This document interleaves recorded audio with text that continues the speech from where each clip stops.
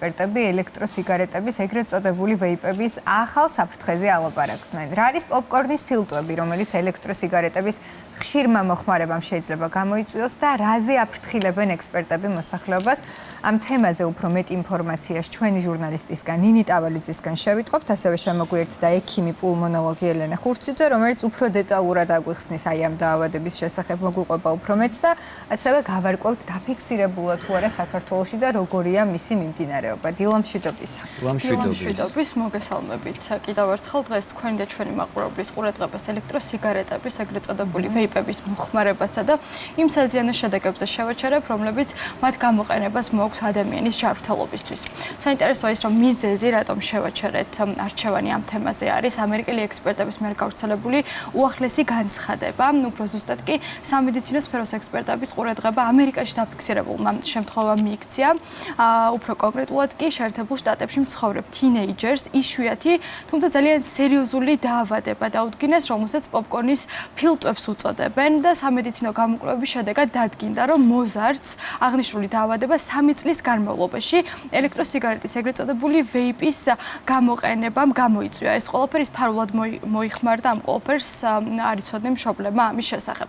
აღნიშნული დაავადების შესახებ ჩვენი სტუმარი ოდნავ უფრო რა თქმა უნდა დეტალური ინფორმაციას მოგვეწვდის, თუმცა მანამდე მოკლედ რომ უთხრათ ჩვენს მაყურებელს, რომ პოპკორნის ფილტვები, იგივე ბრონქიოლიტის ობლიტერანსი არის სასუნთქი გზების ანთება, რომელსაც შემდგომში ახლავს ისეთი სიმპტომები, როგორებიც არის სუნთქვის გაძნელება, ხველა, დაღრილობა და ქოშინი. საინტერესოა, რატომ ქვია ხომ ამ ყველაფერს პოპკორნის ფილტვები? აი ეს ტერმინი სათავეს იღებს 2000-იანი წლებიდან, როდესაც პოპკორნის ქარხანაში მომუშავე რამდენიმე ადამიანს ქიმიური ნივთიერების სახელწოდებით დიაცეტილის ჩასუნთქვის შედეგად აღენიშნათ ფილტვების დაავადება. ჩვენ ვახსენეთ ნივთიერება დიაცეტილი და განვუმარტოთ ჩვენს მაყურებელს, რომ ის არის არომატული ნივთიერება, რომელსაც სხვადასხვა საკვებ პროდუქტებში ხშირად იყენებენ ხოლმე. მაგალითად, სწორედ ეს ნივთიერება აძლევს პოპკორნს ეგრეთ წოდებულ კარაქიან არომატს. თუმცა აღსანიშნავია ის ფაქტი, რომ როდესაც დიაცეტილის დიდი რაოდენობით ჰაერში აეროზოლის სახით კონცენტრაცია ხდება, ის მავნე და ტოქსიკურ ნივთიერებად გარდაიქმნება. ჩვენ ვახსენეთ ხომ, რომ საკვები ნივთიერებებით შეიცავს და ალბათ შეიძლება დაებადოს ჩვენს მაყურებელს შეკითხვა, რომ ამ შემთხვევაში რამდენად არის ეს ყველაფერი საფრთხის შემცველი. მე მოვიშველებ სამედიცინო ექსპერტების სიტყვებს და მათ ციტირებას მოვახდენ. ისინი ამბობენ, რომ საკვების შემთხვევაში ქიმიური ნივთიერები ღვიძლის ფილტრაციას გადიან და სისხლში სწორედ ამის შემდეგ ხდებიან. თუმცა, როდესაც საქმე ეხება უკვე ელექტროსიგარეტს, ეგრეთ წოდებულ ვეიპს, ამ შემთხვევაში ქიმიკატების კონცენტრაცია პირდაპირ ხდება სისხლში და რამდენიმე წამი სჭირდება მას იმისთვის, რომ სხვა სასიცოცხლოდ მნიშვნელოვან ორგანოებზე გავრცელდეს და აქვე უთხრათ ჩვენს მაყურებელს, რომ ელექტროსიგარეტებისთვის სხვადასხვა არომატების მისაცემად აქტიურად იყენებენ არომატულ ნივთიერებებს და ასევე სამედიცინო სფეროს ექსპერტების სიტყვებს მოვიშველებ ამ შემთხვევაშიც, რომ დღესდღეობით 180-ზე მეტ არომატულ ნივთიერებას იყენებენ, იმიტომ ხვდებით სხვადასხვა არომატებს, ხომ ვთქვათ, ტკბილეულის, ხილის და ასე შემდეგ.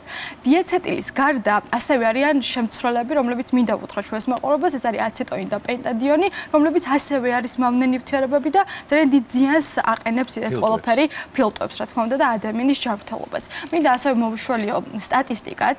თამბაქოს მავლის ზეგავლენის შემცირების გლობალური ორგანიზაციის ბოლო, ეს არის 2023 წლის მონაცემებით, მსოფლიო მასშტაბით ელექტროსიგარეტებს, ეგრეთ წოდებულ ვეიპებს 114 მილიონი ადამიანი მოიხმარს. აღსანიშნავია, რომ 2021 წელს ეს სტატისტიკა იყო 82 მილიონი და დამეთანხმებით, რომ საგრძნობლად არის გაზრდილი.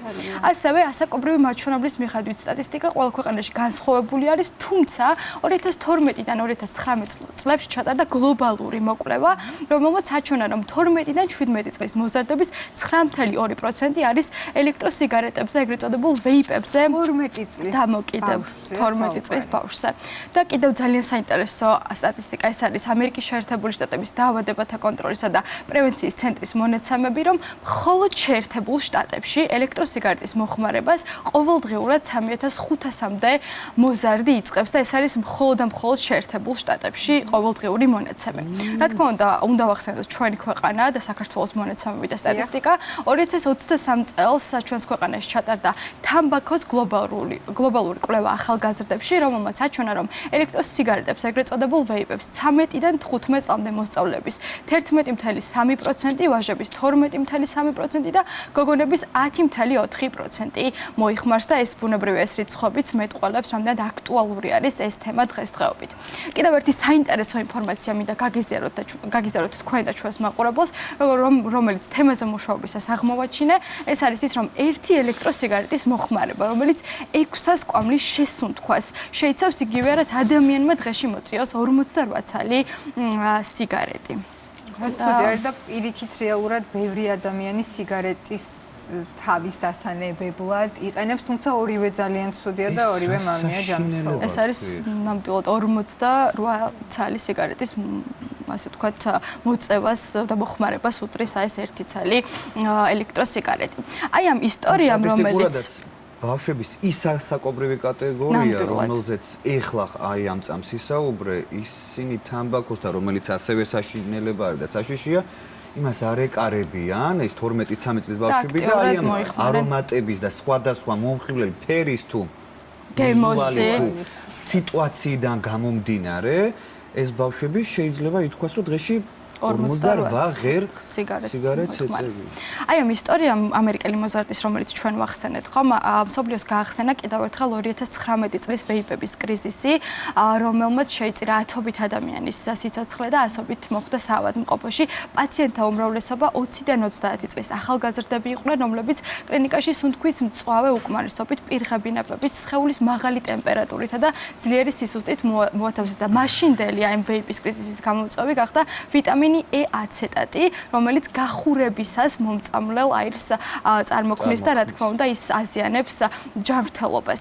ანუ ნახეთ, შეიძლება შეიცავდეს საკვები ნივთიერება, თუმცა ზოგიერთი ასეთი ქიმიური ნივთიერება უშუალოდ, თქვათ, აეროზოლის სახით ჰაერში კონცენტრაციისას და გახურებისას ხდება მავნე ნივთიერება, იმიტომ რომ ვიტამინი E რეალურად არ არის საშიში, თუმცა როცა მისი გახურება ხდება, როცა მისი ჰაერში კონცენტრაცია ხდება, ამ შემთხვევაში ხდება ის უკვე საწამლავი და ჩემს მიმოხილვას დავამთავრებ ასევე კიდევ ერთი საინტერესო კვლევით, ეს უკვე ჩატარდა ამერიკის შეერთებულ შტატებში და რომელმაც აჩვენა, რომ 18 წელს ზემოთ ასაკის ადამიანები, რომლებიც ცხოვრების რომელიმე ეტაპზე ეგრეთ წოდებულ ვეიპებს მოიხმარნენ, გულის უკმარისობის 19%-ით გაზრდილი რისკის ქვეშ არიან. აი ეს შემთხვევები და სტატისტიკა, რა თქმა უნდა, კიდევ ერთხელ მეტყველებს, რამდენად საყურადღებო არის ეს საკითხი და რა თქმა უნდა, ჯანდაცვის სფეროს წარმომადგენლები მოსახლეობას და საზოგადოებას მოუწოდებენ სიფრთხილისკენ. ნამდვილად საყურადღებოა მთელი მსოფლიოს მასშტაბით. ამერიკის სტატისტიკაც ქონდა მოყვანილი შენინ და ასევე საქართველოსით და რომელიც არის ძალიან საგანგაშო დამეთანხმებით ალბათ.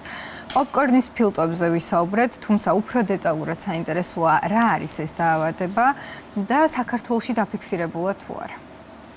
მადლობა, რომ ესე დეტალურად და კარგად ისაუბრეთ სტატისტიკაზე და საერთოდ ვსაუბრობთ ამ თემაზე. პოპკორნის ფილტვები ეს არის ვეიპინგის და ზოგადად თამბაქოს დამაზიანებელი ერთი კონკრეტული დაავადება,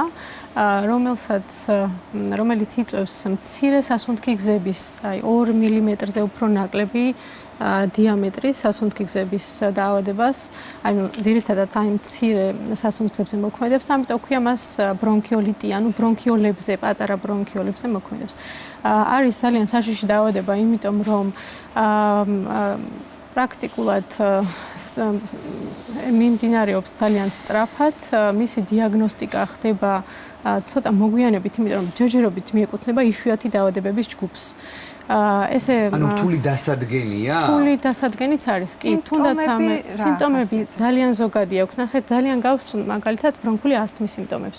ან სხვა დაავადებების, ობსტრუქციული დაავადებების სიმპტომებს. ეს არის ხველა, ეს არის ქოშინი, ეს არის ტვენის ხმა სუნთქვის დროს, ან ხიხინის ხმა, რაც არაერთი აი ვირუსის შემდეგ პროვოცირებული ობსტრუქციული დაავადების სიმპტომი. ანუ ესეთი მკვეთრი განმასხვავებელი სიმპტომი, რომ როდესაც პოპკორნის ან ზუსტად ბრონქიოლიტის დროს ეჭვი შეგვიძლია მოვიტანოთ, ესეთი არ აქვს. ამიტომ ადამიანსაც გონია, რომ გაცივდა ვირუსის მერე მდგომარეობა აქვს და ბევრი არაფერი პრობლემა არ აქვს.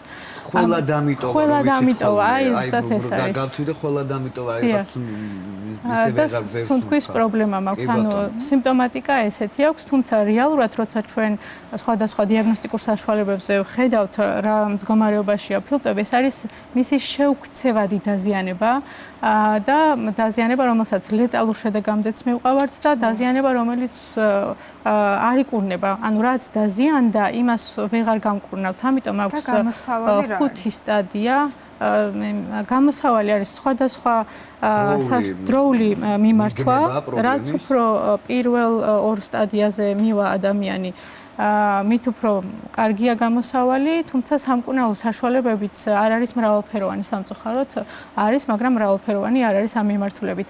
თუმცა აქვე განმარტავდი, რომ ბრონქიოლიტის მკურნალობის შესახებ უფრო მეტი რეკომენდაციები და კლინიკური კვლევები გვაქვს, შედეგები გვაქვს ფილტვის გადანერგვის შემდგომ განვითარებულზე, ანუ მთელი პროტოკოლები, რაც კი არსებობს სამედიცინო სივრცეში, როგორ უმკურნალოთ ბრონქიოლიტს, მოზრდილებში საუბრობ ხამე, არის ძირითადად მიმართული ფილტვის გადანერგვის შემდგომ, იმიტომ რომ ფილტვის გადანერგვის შემდგომ 50%-ში პაციენტების 5 წლის მანძილზე შეიძლება განუვითარდეს სხვადასხვა დონის, სხვადასხვა სიმწვავის ბრონქიოლიტი. არა მხოლოდ ვეიპებისგან, არამედ შეიძლება ფილტვის გადანერგვა ვისაც ჭირდება სხვა დაავადებების დროს. მეორეს მხრივ პოპკორნის ფილტვების შემთხვევაში შეიძლება ადამიანი იქამდე მივიდეს, რომ მას დაჭირდეს ფილტვის გადანერგვაც. აი სტადიები ახსენეთ და რომელ სტადიაზე არის საჭირო უკვე ფილტვის გადანერგვა და უფრო დეტალურად რა გვიხსნათ, რას გულისხმობს ეს სტადიები? ანუ სტადიები გულისხმობს, რამდენად ფართედ არის დაზიანებული სასუნთქი სისტემა და ეს მცირე სასუნთქი გზები. B0-დან B3-მამდეა ეს 5 სხვადასხვა სტადია, რა თქმა უნდა, B2 და B3 არის ძალიან კრიტიკული და შეიძლება რომ გადანერგვაც ვერ მოასწროს ადამიანმა და სამწუხაროდ დასრულდეს რთულად. სხვა შემთხვევაში არსებობს მედიკამენტები, რომლებიც უნდა მწვავე შემთხვევაში ჰოსპიტალში გამოიყენოს, მერე მთელი ცხოვრების მანძილზე უნდა გააგრძელოს ამ მედიკამენტების მიღება, ასევე გააგრძელოს ექიმთან ვიზიტები და მოკლედ ეს არის ქრონიკული პრობლემა. შემდეგ თუ კი მისი დიაგნოსტირება მოხდა დროულად, ადრეულ ეტაპზე და თქვათ ადამიანმა დროულად მიმართა კლინიკას. დაფიქსირებულა ჩვენთან. საქართველოში პოპკორნის ფილტვების ესეთი შემთხვევა უშუალოდ რომელიც ვეიპინგს დაუკავშირდა, მე არ მახსოვს ნამდვილად, აღწერილიც არ მინახავს, თუმცა ელექტრონულ სიგარეტთან დაკავშირებული სხვა დაავადებები ნებისმიერი თამბაქოს პროდუქტთან დაკავშირებული სხვა დაავადებები, ამას ყოველდღიურ პრაქტიკაში ვხედავთ, იმიტომ რომ ნებისმიერი ეს ელექტრო იქნება თუ კლასიკური თამბაქო, იწვევს მაგალითად ასევე დიდი სიხშირით ბრონქულ ასთმას, იწვევს ფილტვის ქრონიკულ ობსტრუქციულ დაავადებებს, ანუ იწვევს კიდევ სხვა უამრავ დაავადებას, რომელიც ძალიან გავრცელებულია და მასაც თავისი თამბაქოს მოხმარება ძალიან ცუდია და საზიანოა ჩვენი ორგანიზმისთვის, ეს ყველამ ძალიან კარგად ვიცით. სამწუხაროდ ბევრწლიანი მრავალ საუკუნოვანი ისტორიაც კი აქვს თამბაქოს მოხმარებას და ყველა თანხმდებით იმაზე, რომ ეს არის ძალიან ცუდი. ეს უკვე ელექტროსიგარეტები, ვეიპები არის ძალიან ახალი. ბუნებრივია, მე კიდე ეხლაც არ ველოდებოდი იმ შედეგებს, მეგონა რომ აი 10 წლის თავზე უფრო მოვიმკიდით იმას თუ რაცოდვას ჩავდიოდით ამ მიმართულებით. მაგრამ სამწუხარო ის არის, რომ ეხლა, როდესაც უკვე ასეთ მდგომარეობაში ვართ, კიდე რეები გველოდება წინ ამ კვლევების შედეგად, წარმოდგენაც არ მინდა. თან როდესაც ძალიან მარტივად ხელმისაწვდომია, მარტივად გადამდებია, ანუ წამხედურები არიან, ხო, ვიცით, ბავშვები და ძალიან სასიამოვნო შეფუთვები აქვს ამ სათამაშოსაც კი გავს და რაღაცნაირად კარგ ტონადაც შეიძლება იმას აქში ჩაითვალოს თუ ეს და რა თან ნახეთ რა არის, როდესაც თამბაქოს მომხმარებელი ადამიანია, მას ეს ძალიან ცუდია და ყველა მე ჩემ თავზე ვიცი. ცუდი სუნი ასდის, არასასია. ვეიპებს არ აქვს სუნი. სახლში შემოვიდა ბავშვი, შეიძლება ვერც გაიგო, რომ ის ან მისი გარემოცვა ამის მომხმარებელი არის თუ არა. ბუნებრივად კიდევ უფრო მეტი ყურადღება გვმართებს უფროსებს, რომ გარდა ჩვენი თავისა გაუფრთხილდეთ თაობას, ხო? დიახ, ანუ ელექტრონულ სიგარეტებს მოწევის პროცესში ძალიან კარგი სუნი აქვს ვეიპებს განსაკუთრებით. უბრალოდ იმ გარემოში, სადაც ის ზის ადამიანი და ეწევა თუ დახურული გარემოა, იქ მოგვიანებით უფრო ცუდ სუნს ანუ ეს არომატი დიდხანს ვერ მიყვება. პასიური მწველების შემთხვევაში. თუმცა მაგრამ ვერ განასხვავებ ცუდი ის პარფიუმია თუ რა არის. ვერ განასხვავებ ეს სუნამოსუნია თუ ანუ ასია, კარგი არომატიზატორებია. განსხვავებით თამბაქოსთან. თამბაქოს სუნისგან ნამდვილად განსხვავდება. ამაზე ძალიან ბევრი იმუშავა ინდუსტრიამ, რომ ეს იყოს მისაღები, კარგად სიამოვნებას განაპირობებდეს და ჩვენს თავის ტვინს აძლევდეს სიგნალს, რომ ეს არის სასიამოვნო. ასოცირდებოდეს რაღაცა კარგთან. და კარგთან დია. შესაძლოა ჩვენ გვქონდეს გააზრებული თუ რამხელა ზიანი შეიძლება მოიტანოს თუნდაც ვეიპების მოწევამ. თუმცა სამწუხაროდ ხშირად ვართ ხოლმე პასიური მწეველები. ასეთ შემთხვევაში ვართ თუ არა ჩვენ საფრთხის ქვეშ. რა თქმა უნდა, ნებისმიერ შემთხვევაში თამბაქოს ნებისმიერი პროდუქტის დროს ვეიპების შემთხვევაშიც ვართ საფრთხის ქვეშ. ნებისმიერი კვამლი რომელიც, რა თქმა უნდა, აქ სტრუქტურა სხვა არის, ნაკლები არის რეკომენდაციები, ნაკლები არის კვლევები ჩატარებული და ესე როგორც თამბაქოს დაშვებულია დახურულ სივრცეში მისი მოწევა. არცად არ არის დაშვებული, ეს თვითნებურად იყენებენ ადამიანები, ეს სხვა თამბაქოს, ელექტრონული თამბაქოს მოწევა იქნება თუ ვეიპი, ეს თვითნებურად და ამის უფლებას მხოლოდ ის დაწესებულება აძლევს. დაწესებულება, იმიტომ რომ ყოფილვარ დაწესებულებაში სადაც არის დაშვებული ვეიპის მოწევა, თუმცა არ არის დაშვებული. დაშვებული არ არის, უბრალოდ თვითონ ჩადიან ამ საშინელებაში. ნებისმიერი პროდუქტის მოწევა დაშვებულია ჩვენი კანონმდებლობით და ეს დიდი ხნის წინ შევიდა ძალაში და ძალიან კარგია, რომ ესეთი კანონმდებლობა გვაქვს, იმიტომ რომ ნებისმიერი მოსაწევის საშუალება არა მხოლოდ აზიანებს ადამიანს, არამედ რა თქმა უნდა გარშემოყოლებს. და ზოგადად ნახეთ ფილტვის დაავადებები ცოტათი გვიან ხდება ხოლმე მათი გამოვლენა ან ექიმთან მის ნებისმიერ დაავადებაზე ადამიანს როცა ტკივა გული მაგალითად მიდის ექიმთან ეგრევე ტკივილს უფრო ესე რადიკალურად აღიქვამს ადამიანი. აი ფილტვმა ტკივილი არ იცის სანამ ძალიან კრიტიკული მდგომარეობა არ არის ან ცოტა ესეთი სხვა და სხვა გვიანია უკვე როდესაც ექიმთან აი ყველას მწეველი თulis რომ ეს არის მისი ყოველდღიურობა და არ თulis რომ ეს არის სიმპტომი რისთვისაც ექიმს უნდა მიმართოს. ამიტომ ძალიან დიდი თხოვნა მექნება ნებისმიერ ადამიანთან ყველა ეს არის სიმპტომი ჰაერის უკმარისობაც არის სიმპტომი იმ რაღაც ახალი მდგომარეობის, რაც ჩვენს სასუნთ კაპარატს უქმნის დიდ პრობლემას და ამიტომ აუცილებლად უნდა მიმართონ ექიმს. განსაკუთრებით ძალიან ხშირად უგულებელ ყოფილია, როცა სუნთქვის დროს აი ხანდახან სტვენა, ხიხინის ხმა ესმით ხოლმე, ესეც ობსტრუქციულ დაავადებას მიუთითებს და ესეც არის აუცილებლად სამკურნალო, იმიტომ რომ ამ დროს ხდება ხოლმე თვითნებურად ანტიბიოტიკების მიღება. ანტიბიოტიკები აი ამ არც პოპკორნის ფილტვებზე, არც ობსტრუქციულ სხვა დაავადებებზე, მათ შორის ასთმაზე, ფხოდზე არ ახდენს იმხელა გავლენას, რა გავლენასაც სხვა მედიკამენტები, რომლებიც უშუალოდ ამ დაავადებისთვის შეიქმნა.